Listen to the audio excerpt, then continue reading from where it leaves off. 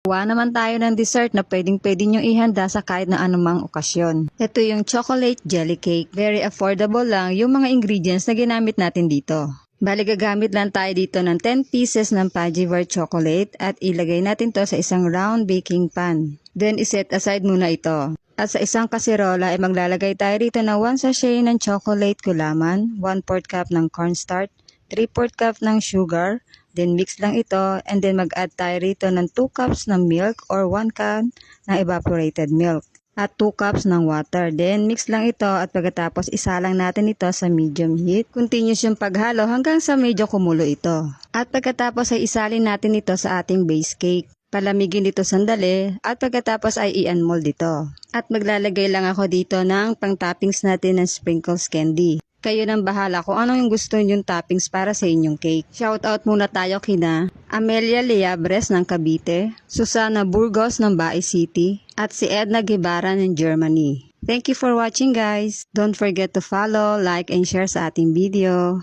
Have a nice day.